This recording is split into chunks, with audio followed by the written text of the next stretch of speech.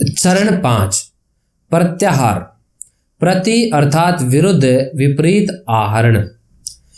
आहार अर्थात इंद्रियों का आदान, प्रत्याहार अर्थात साधक की इंद्रियों के आदान को वापस लेने की प्रक्रिया।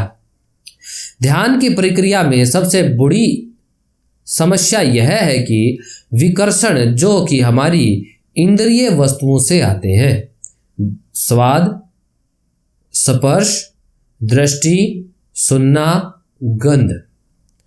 प्रत्याहार की प्रक्रिया में साधक अपनी इंद्रियों को उनकी संवेदनाओं से हटा लेता है ताकि वो ध्यान की प्रक्रिया में विचलन न बने और साधक धारणा के लिए तैयार हो सके, जिसे करने के लिए पहले मानसिक वैराग्य बनाया जाता है, फिर शारीरिक उत्तेजनाओं को कम करके, फिर श्वास, विशिष्ट इंद्रियों और विशिष्ट चक्रों पर ध्यान केंद्रित करके इंद्रियों को सफलता से प्रत्याहार किया जाता है। चरण 6 धारणा। गृह धारण करना, बनाए रखना। धारणा एकाग्र होना, लक्ष्य साधना।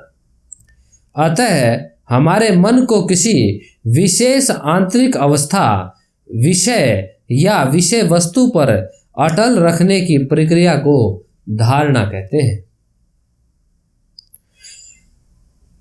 तथा उस वस्तु को प्रत्यय कहते हैं जो कि कोई मंत्र, श्वास, नाभि, जीव या सिर, स्थान, वस्तु या विचार हो सकता है।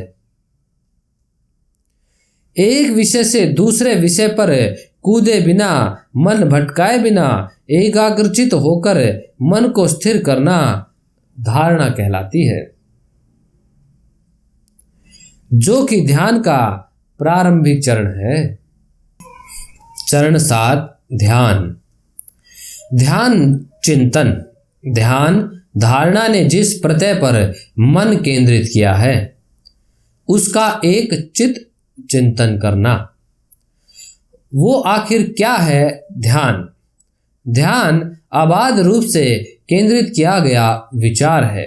ध्यान अनुभूति के अविरल धारा है। ध्यान निरंतर चलती जागरूकता का प्रवाह है।